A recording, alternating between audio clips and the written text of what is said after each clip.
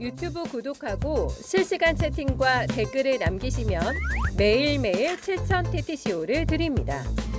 참여 방법은 통통물 어플을 다운로드하고 회원가입과 로그인을 해주세요. 마이페이지에서 나의 회원 고유 번호를 복사해주세요. 유튜브 구독 후 실시간 채팅이나 댓글창에 고유 번호를 한 번만 입력하면 준비 끝! 지금 유튜브 채팅과 댓글 쓰기 참여하고 7,000TTCO 받아가세요. 네, 여러분 마이너리티 리포트라는 영화 혹시 본 적 있으세요? 거기 보면은 미래 경찰이 나와요. 범죄를 저지를 것 같은 사람이 범죄 저지를 것 같을 때 가가지고 미리 잡아가는 경찰. 좀 소름 끼치기도 하지만 또 뭐 안전할 것 같기도 하고 복잡하죠. 그 데이터로 한다는 건데 그런 서비스 지금 할 수 있거든요.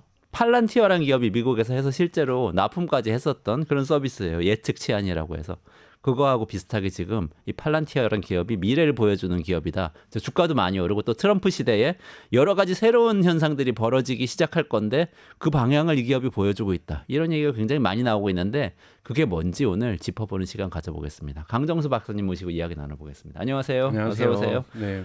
이거 팔란티어 일단 주가가 막 3배, 4배씩 오르고 최근에 네. 네. 그리고 뭐 트럼프 시대에 뭔가 굉장히 이 시대를 이끌어갈 수 있는 기업이라는 그런 인상을 주고 있는 네. 그런 기업이죠. 어떤 기업인지 먼저 좀 설명을 좀 해주시죠. 우선 팔란티어라는 기업 자체의 역사는 9.11 테러 이후에 발생을 했다라고 볼 수가 있고요. 그래서 2003년에 태동을 했고 큰 돈은 아니지만 초기 자본을 200만 달러를 CIA가 갖고 있는 인큐텔이라고 하는 이 벤처 캐피탈이 있습니다. 그러니까 CIA가 투자를 할 때는 돈을 벌건 벌건 못 벌건 간에 이 기술이 사회에 필요하다. 사회에 필요하다는 건 CIA에 필요하다. 미국 국방부에 필요하다라고 했을 경우에는 돈을 못 벌더라도 투자한다라는 이런 벤처 캐피탈이 있는데 이 벤처 캐피탈에서 대표적으로 투자를 받은 기업이라고 볼 수가 있습니다. 그래도 CIA에 또 받다 보니까 부정적인 시각은 초반부터 형성이 돼서 대단히 찬반이 되게 강한 기업이라고 볼 수가 있고요. 꾸준하게 이제 성장을 하면서 테러범을 갖다가 예측을 한다든지 테러범들의 금융 거래를 예측을 한다든지 그다음에 경찰에서 말씀하셨던 것처럼 범죄를 예측을 한다든지 그다음에 이제 꽃을 핀 거는 이제 우크라이나 전쟁이죠. 전쟁이 들어오면서 러시아군의 탱크 부대가 어디로 이동할 것 같다든지 이런 것을 그리고 앞으로 다음 공격지는 어디라든지 이것에 대해서 방어선을 어떻게 구축할 것이라든지 이런 것들을 얘기했고 또 이스라엘을 또 편에 들었습니다. 이스라엘은 팔란티어가 우크라이나 전쟁은 돈 안 받고 지원을 했고요. 왜냐하면 거기서 엄청난 기술 성장을 이뤄내게 됩니다. 그리고 이것을 이스라엘 전쟁에서 팔란티어를 기술을 적극적으로 이용해서 사실은 하마스 지도부가 어디 있는지를 예측을 해내고 거기에 미사일 공격을 해내는 이러한 부분에서 팔란티어가 기여를 했고요. 그리고 이렇게 모아낸 이 경찰과 테러와 전쟁에서 쓰였던 이 기술을 그대로 컴퍼니 기업에도 적용을 하기 시작을 했어요. 지금 팔란티어의 주가가 오르는 많은 부분들은 이 거버먼트 영역에서의 매출만이 중요한 것이 아니라 이 기술을 기업으로 적용을 해서 기업에서 의사결정을 경영진들이 할 수 있게끔 기업에 있는 여러 공급망에서의 데이터들, 기업이 하고 있는 생산 데이터들, 기업이 하고 있는 시장 데이터들 또는 시장의 환경 변화에 대한 데이터들을 종합해서 경영진들이 결정할 수 있도록 쉽게 결정해서 쉽게 여기에 대한 효과를 미리 예측할 수 있고 이 결정이 어떤 예측까지 나올지 범죄를 예측하는 것처럼 이렇게 나오면서 나아가고 있는데요. 예를 들면 이번 3분기 매출을 보게 될 경우에는 거버먼트 영역에서의 매출이 4억 달러 정도가 나왔고 그다음에 이 커머셜한 부분 기업에서에서 나오니 3억 달러 정도가 나왔어요. 근데 이것들이 전년도 대비해 가지고 각각 33% 27% 올랐거든요. 이렇게 오르다 보니까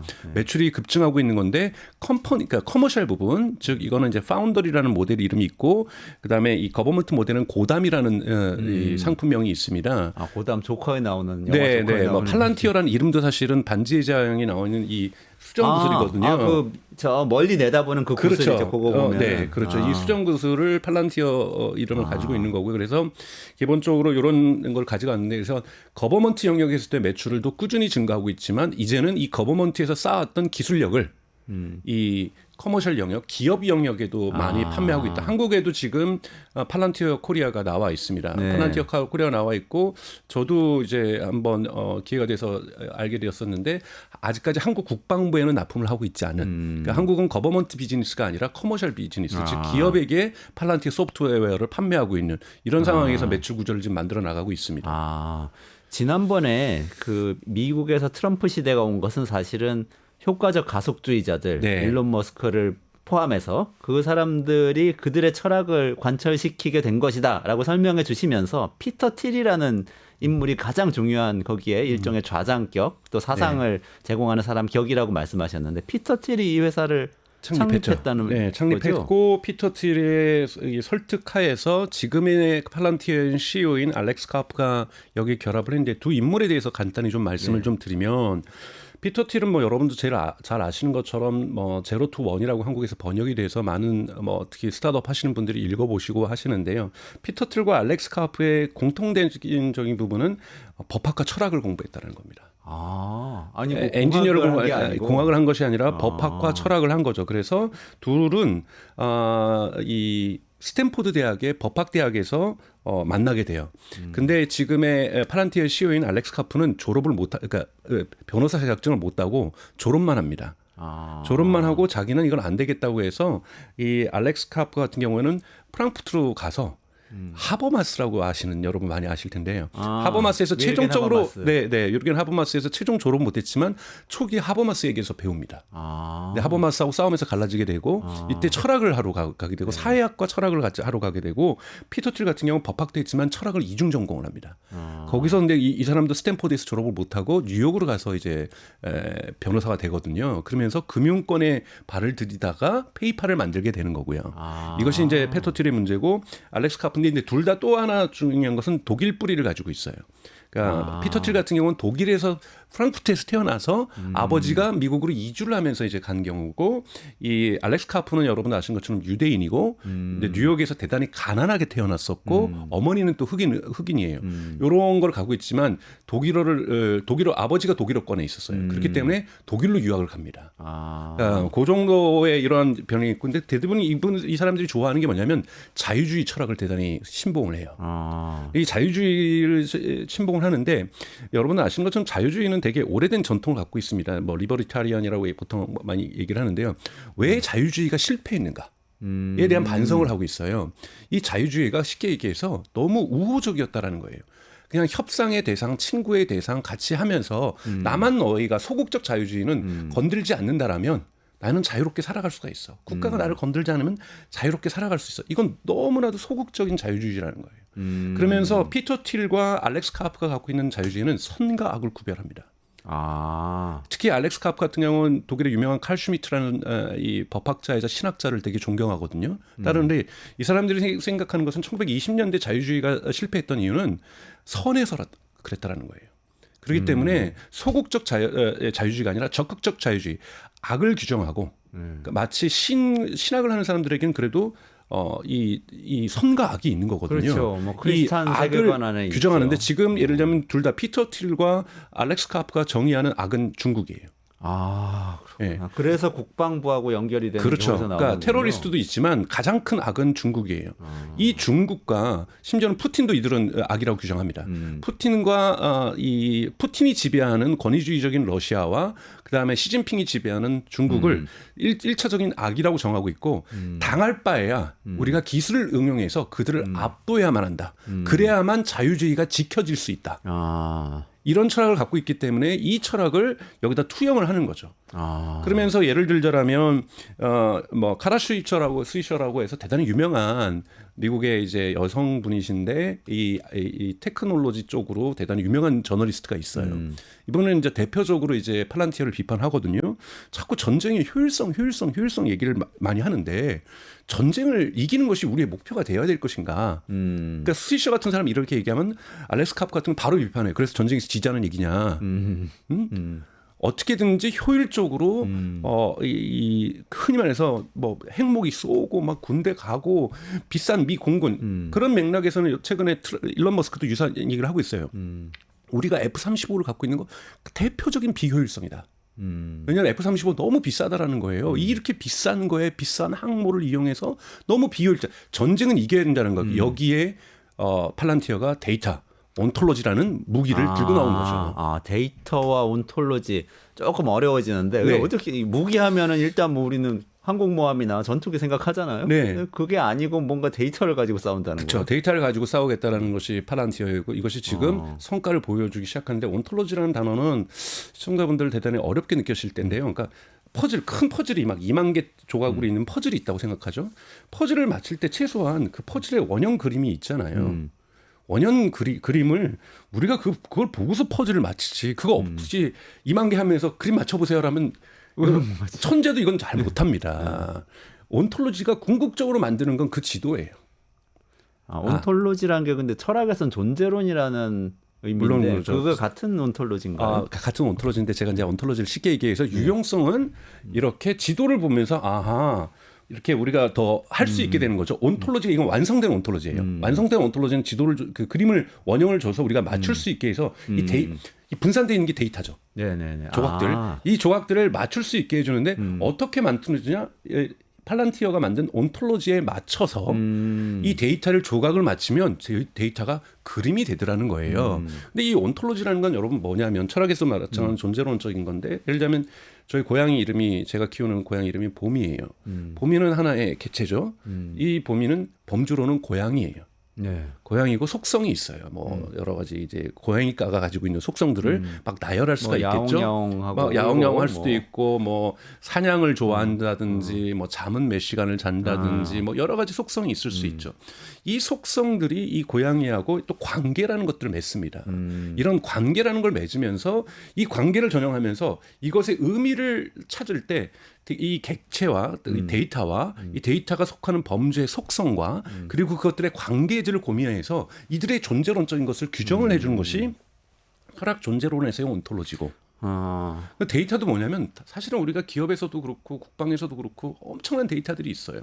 우리 뭐 또 국방으로 치면은 우리 탱크도 하나의 데이터고 저쪽의 탱크의 이동도 위성 정보에서 하는 것도 데이터고 열 감지 센서에 의해서 뭐 그 동향을 차악하는 것도 데이터고 그리고 또 하나 소셜 미디어에 올라왔던 다양한 것 속에서 저 뒤에 살짝 탱크가 숨겨져 있을 수 있거든요. 다 이런 데이터들이에요. 근데 이 데이터들은 관계를 맺지 않으면 의미를 못 찾아내요. 근데 이것은 근데 그냥 관계가 맺어지는 것이 아니라 지금은 전쟁 상황이다. 그리고 적이 이동하고 있다라는 관점을 가지고 봐야 이 관계가 맺어지거든요. 그러면 이것이 아까 말씀드렸던 조각들의 지도가 만들어지는 겁니다. 이렇게 되는 거고 또 이 관계를 맺으면 또 뭐가 좋아지냐면 또 하나의 내비게이션과 일반 종이 지도를 빌 수 있어요. 종이 지도는 데이터가 있어요. 그리고 서울과 부산, 서울과 광주의 거리는 이 정도 떨어져 있다는 것 정도 알 수 있어요. 근데 이것이 관계가 연결되지 않으면 서울에서 부산 가는 길을 지금 나는 갈 거야. 그러면은 가장 최적의 길을 찾아줘. 서울과 부산을 관계 지어주는 건데 항상 동일한 것이 아니에요. 처음에는 경부고속도로를 타거나 타면서 갈 수 있지만 중부고속도로 타는 것들이 좋을 수가 있거든요. 왜 지금 관계에서 다양한 중간 데이터들이 서울에서 대전까지 가는 길을 방해하고 있어요. 그럼 경부가 아니라 중부고속도로를 타야 되는 거죠. 이런 것처럼 이 데이터들의 관계는 정적으로 항상 고정된 것이 아니라 관점에 따라서 내가 빠른 길을 가겠다라는 관점에 따라서는 이 경부고속도로가 아니라 중부고속도로가 더 좋은 결과를 만들어낼 수 있는 관계를 보여주고 있는 거거든요. 이런 식으로 끊임없이 변화하는 상황 속에서 관계를 찾으려고 합니다. 그 관계를 정의하려고 하고 이런 것들을 전체적으로 온톨로지라고 하는데 우리가 보통 AI에서 빅데이터가 중요하다. 데이터가 좋으면 데이터의 양이 절대적으로 많아야 된다는데 팔란티어는 그런 철학을 갖고 있지 않아요. 빅데이터 이런 게 아닌 거예요. 그렇죠. 사실은 이제 빅데이터 기업이긴 한데요. 빅데이터도 온톨로지로 정의되지 않은 데이터들은 의미 없는 데이터라는 거예요. 데이터는 항상 하나의 온톨로지로서 묶어줘야 되고 정제되어야 된다는 거죠. 정제되어지면 이걸 가지고 학습을 하면 AI도 훨씬 좋아지고 이걸 가지고 예측을 해야 범죄율도 예측할 수 있고 거래에서 은행 거래에서 이거는 좀 사기성 거래인지 아닌지를 파악할 수가 있고 즉 그냥 데이터를 가지고서 계좌만 계속 보고 있는데 누가 막 인출해 간다. 갑자기 한 달에 한 번씩 1,000만 원도 안 쓰던 사람이 갑자기 1억을 인출해 간다. 이건 좀 이상하다. 이건 누구나 할 수 있는 정도의 그렇죠. 추론이거든요. 근데 이것들을 다양한 관계를 속에서 분석을 하다 보면 더 정확하게 이것이 이상한 거래인지 아닌지를 예측할 수 있다. 그렇죠. 그 사람이 다른 전기요금이 연체되기 시작됐다든지, 그렇죠. 그런 걸 딴 다 데서 신용카드 값을 못 갚았다든지 이런 게 한꺼번에 막 그렇죠. 한꺼번에 봐야 된다는 거예요. 이것을 온톨로지로 만들어 놓으면 하나의 개별적인 데이터도 훨씬 더 값져진다라는 거거든요. 이랬을 때 AI 학습도 훨씬 더 좋아지고 그리고 AI에 의한 예측도 더욱더 정확도가 있어진다. 그래서 끊임없이 수많은 데이터를 온톨로지로 묶어내려고 하는, 즉 해석하려고 하는 거죠. 그러니까 미닝, 의미를 해석하려고 하는 거고, 해석은 항상 제가 말씀드렸던 해석의 목적과 관점에 따라서 다른 온톨로지가, 그러니까 한꺼번에도 기업의 온톨로지나 금융권의 온톨로지나 전쟁에서의 온톨로지나 범죄에서 온톨로지도 그냥 갑자기 똑같은 데이터라도 수만 개의 의미와 관점에 따라서 수십 개의 복수의 온톨로지가 만들어질 수 있습니다. 아니 근데 팔란티어가 하는 일이라는 게 그러면은 예를 들어서 우크라이나에서 러시아가 쳐들어와서 전쟁을 하기 시작했단 말이죠. 그럼 가서 데이터를 분석해 주는 건가요? 그러니까 이 팔란티어가 했던 것은 뭐냐면 이걸 운영책이라고 얘기를 하는데요. 거의 그러니까 기업으로 치면 CEO를 위한 거고요. 우리가 디지털 그러니까 킬체인이라고 하는데 우리가 전쟁이 나면 작전사령부가 있잖아요. 작전사령부에 보면은 과거 영화 보시면 수십 명이 앉아 있어요. 수십 명이 뭘 하냐면요. 각 여러 군데에서 올라오는 정보를 나름대로 각각의 정보 전문가들이 그거를 분석하는 거예요. 네네. 그들이 스스로 사실 인간의 온톨로지를 하고 있는 거거든요. 그렇죠. 이거를 다 자동화해 버립니다. 그걸 시스템으로 하는 거예요? 그걸 시스템으로 만들어 버리면 최종 지휘관만 딱 있으면 돼요. 그러면서 이 온톨로지는 또 뭐냐면 예측도 한다 그랬잖아요. 자, 당신이 이 A라는 작전을 수행할 수 있습니다. 즉 러시아의 탱크가 저쪽으로 오고 있으니 예상 경로는 이쪽 A라는 경로, B라는 경로가 있는데 A 경로에 드론을 40대 띄우시고 그다음 B라는 경로에 드론을 300대 띄우십시오.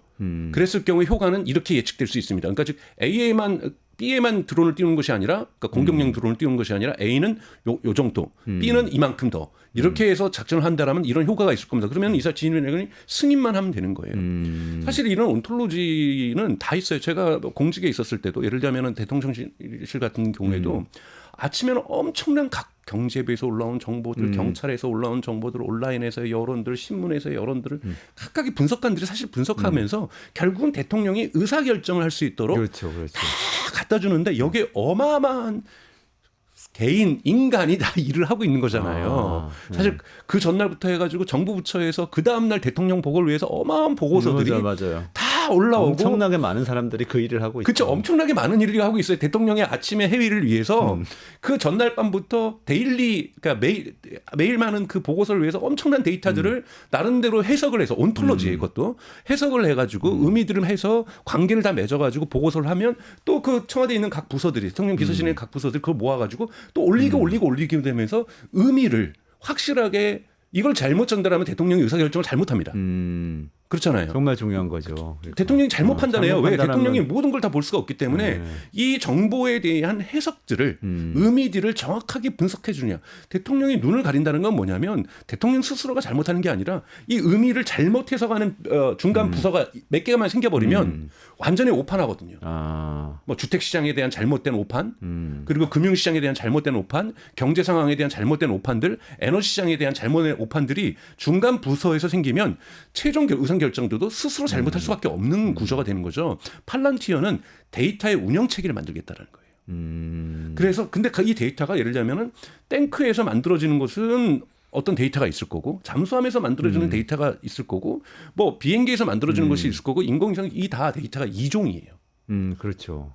단일한 데이터가 모든 세상의 데이터는 하나의 종류만 만들어진다면 얼마나 좋겠어요. 왜 우리가 그걸 범주화하고 우리가 각 도메인별로 그것의 속성들을 매기려고 하고 관계를 매기려고 하냐면 세상의 모든 데이터는 이질적입니다. 그렇죠. 근데 이 이질적인 것을 해결하기 위해서 각 도메인 전문가들이 정말 우리 일상 기업을 보면 돼요. 이 사람은 재무 전문가, 그렇죠. 이 부분은 생산 전문가, 네네네. 이 사람은 마케팅 전문가, 각각의 전문가들이 데이터들을 읽고 해석해주고 범주화를 시켜주고 있었던 거거든요. 근데 이것이 너무 오류가 날 가능성도 있고 너무 시간이 오래 걸리고 너무 많은 비용이 들고 비효율적이다 보니까 이거를 자동화하겠다. 이것이 팔란티어가 하고 있는 온톨로지입니다. 아, 그걸 만약에 기업에 적용하면요, 박사님. 네. 조금 이해를 돕기 위해서 예를 들어서 내가 어떤 백화점을 네. 운영하고 있는 CEO라고 그러면 전국에 다 쇼핑몰이 있잖아요. 그러면 근데 부산 지역의 매출이 갑자기 감소했어요. 딴 데 다 괜찮은데 그러면은 누군가 옆에서 기획실이 막 몇백 명씩 있잖아요. 대기업에는. 그럼 와가지고 어떤 사람은 아, 부산 지역에 홍수가 나가지고요. 뭐 매출이 감소했어요. 또 어떤 사람은 부산 지역의 그 백화점 점장이 뭐 개인적인 막 스캔들이 있어가지고 막 이런 얘기를 막 한단 말이에요. 그런 거를 이제 AI가 착 정리해서 그게 아니고 결론 이겁니다. 바로 딱 그럽니다. 해준다. 딱 하면서 그거예요. 사실은 공급망의 실수가 기여도가 30%입니다. 예를 들면 홍수가 나서 사람들이 고객이 못 와서 예를 들면 매출이 줄어든 것도 15% 기여도가 있지만 사실은 화물 배달에 많은 부분이 실수가 있어서 예를 들자면 지하 매장의 음식점에 그것을 채울 수가 없었습니다. 이것이 35% 기여하고 그다음에 날씨에 의해서 15% 기여하고 그리고 심지어는 그 백화점 주변에 있는 지하철과 버스의 흐름들을 보면서 여기에서의 정체라든지 여기서의 불편 상황 때문에 그날 고객 이동량이 줄어들었다. 이런 식으로까지 모든 것을 종합적으로 진짜 데이터를 망라합니다. 모든 데이터를 망라해서 여기에서 매출이 떨어졌던 이유를 각각의 원인별로 기여도로 분리를 해주는 거죠. 자, 그러면 이거는 우리가 해결할 수 없는 건데 공급망에서의 문제점들은 이러한 부분이 있으니까 자, 이 부분들은 앞으로 이렇게 개선하자. 이 부분을 개선하고 여기에 대한 위기 대응책을 마련해 놓자. 자, 이렇게 되면은 앞으로 이러한 기상재난이 왔을 경우에도 매출의 감소폭이 30%가 아니라 20%로 줄일 수 있다. 이런 것이 바로 팔란티어가 바로 결정을 해줘요. 아, 그러면은 기업 경영 입장에서는 저 데이터도 없이 감으로 얘기하고 있는 저 기획실장하고 여기 마케팅 팀장보다는 이 데이터가 훨씬 더 나은 거죠. 그래서 기업들이 엄청나게 사기 시작하는 겁니다. 그러면은 이거는 인간을 정말 인간의 그것도 고급 노동을 네, 직접적으로 대체를 하는 서비스일 수도 있겠네요. 그렇죠. 아, 진짜 중간에 상무, 부장, 과장 다 필요 없어질 수도 있겠어요. 그렇죠. 그러니까 그렇게 이제 온톨로지 부분이 팔란티어가 2003년 창업했을 때 그 다음에 시민단체의 저항들도 엄청나게 많았어요. 왜냐하면 유럽이나 미국에 있는 각종 경찰국이 이걸 다 이용하거든요. 아, 경찰에서. 경찰에서 이제 범죄를 예측을 하는 거예요. 근데 가장 처음에는 쉽게 나올 때는 아주 그냥 인과관계 없는 상관관계를 얘기를 했죠. 비가 오는 날은 자전거 도둑이 많더라. 예를 들자면. 그러면 자전거가 많이 있는 주택가에 페트롤이 그러니까 경찰차가 순찰을 한번 더 돌자. 비가 오는 날. 비가 오는 날. 그러니까 요 정도밖에 안 됐던 거예요. 그런데 점점 데이터가 누적되기 시작하니까 그 원인들을 아까 말씀드렸던 것처럼 각각 분할하게 되는 비의 원인은 5%밖에 안 된다. 왜? 비가 오면 CCTV가 가려지기 때문에 범죄자들이 이때 훨씬 더 자신들이 CCTV 없이 자전거를 훔칠 수 있고 오토바이를 훔치고 차량을 훔칠 수 있을 때 범죄가 은닉될 수 있는 가능성들을 높게 생각하는 감정적인 요인이 그러니까 생긴다. 네. 실제로 CCTV가 흐려지니까요. 이런 요인들을 다 분석을 하는 거죠. 그러면 비 오는 날 CCTV를 어떻게 맑게 해줄 것인가 이런 해결책이 나오는 거죠. 네. 그러니까 이렇게 초기에는 대단히 약했지만 점점 이 데이터들이 누적되면서 팔란티의 예측력이 좋아지고 있어요. 아. 예측력이 좋아지는 것은 당시에는 생성 AI도 없었어요. 생성 AI가 있으면서 팔란티어도 좋아지지만 이 데이터를 갖다가 다 이 라벨링이라고 하죠. 레이블하고 이 데이터의 속성들을 아까 매겨야 된다고 그랬잖아요. 속성을 매겨야 관계가 맺어지는 거거든요. 그걸 다 인간 노동자들이 했어요. 이것도 이제 비판을 받았죠. 저가 노동자들이 이제 했으니까. 근데 요즘은 AI가 다 레이블링을 합니다. 아. 그렇기 때문에 이런 부분도 팔란티어도 비용이 줄어들었어요.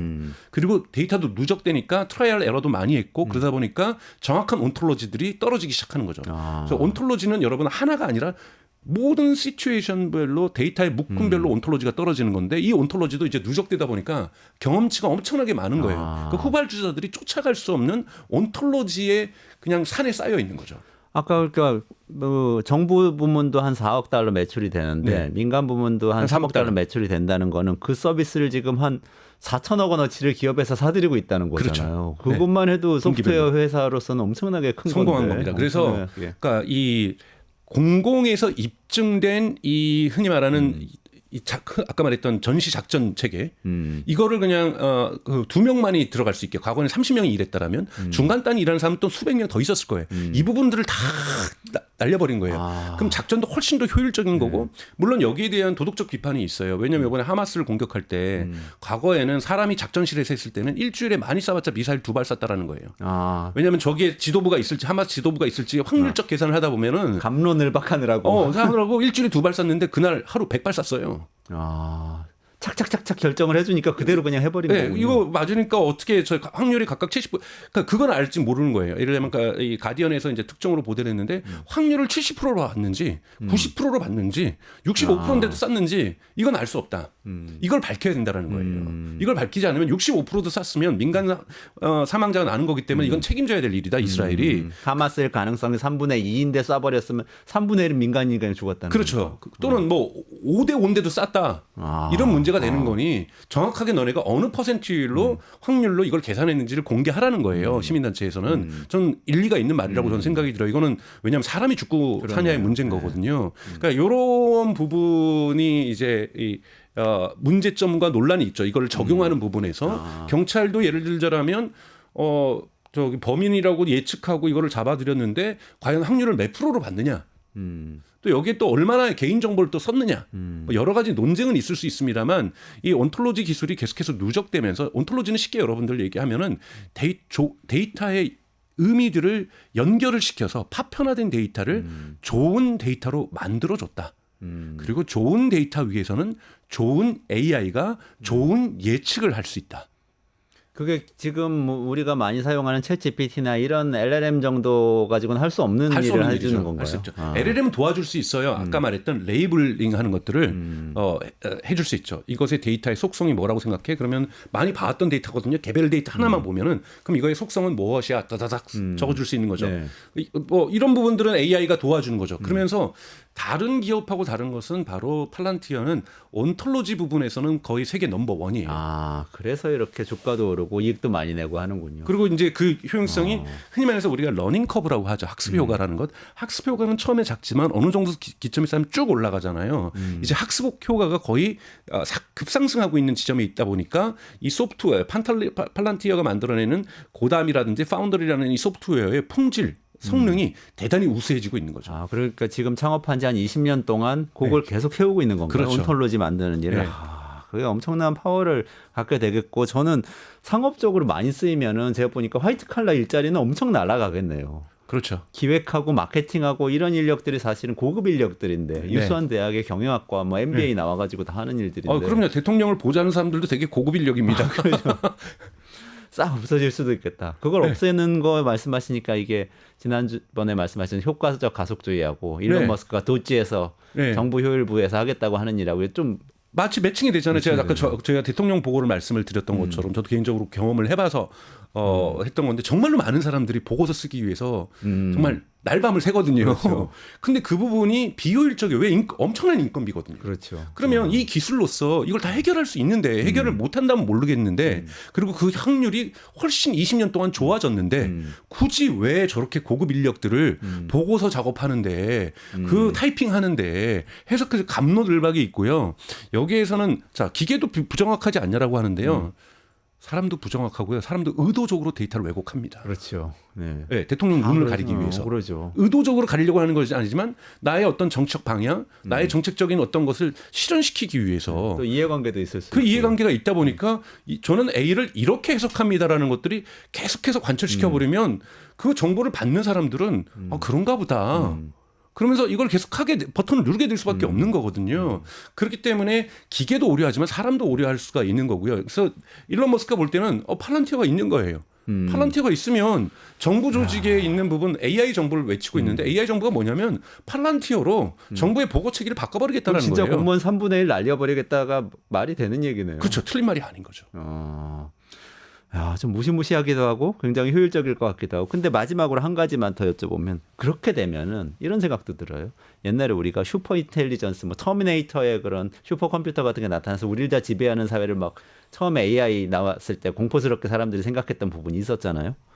근데 진짜 그 비슷한 일이 생기는 거 아니에요? 팔란티어 온톨로지에 따라서 정리해준 데이터로 CEO가 계속 지시를 하면 거기 따라서 이제 현장에서 막 움직여야 되잖아요. 그렇죠. 그러니까 사실은 그 부분, 그러니까 인간의 왜곡 가능성도 존재하지만 기술의 왜곡 가능성도 분명하게 존재하는 거고 이 왜곡 가능성에 흔히 말해서 나쁘게 표현하면 길들어지거나 여기에 대한 종속성이 생겼을 경우에 이 논리적으로 이것을 만약에 지배할 수 있는 뭔가가 생긴다라면 가상 충돌들이 실제 충돌들로 이어질 수 있는 거고 아 이거는 그래도 인간끼리 만나서 화해하고 협상할 수 있는 부분들이 아 이거는 내가 압도하겠다라는 생각이 지배적일 경우에는 더 거친 갈등과 뭐 전쟁으로 이어질 수가 있는 거죠. 그러니까 사실은 이 불완전한 것이 피터 틸이나 이 알렉스 카프가 가지고 있는 자유주의에 대한 재해석.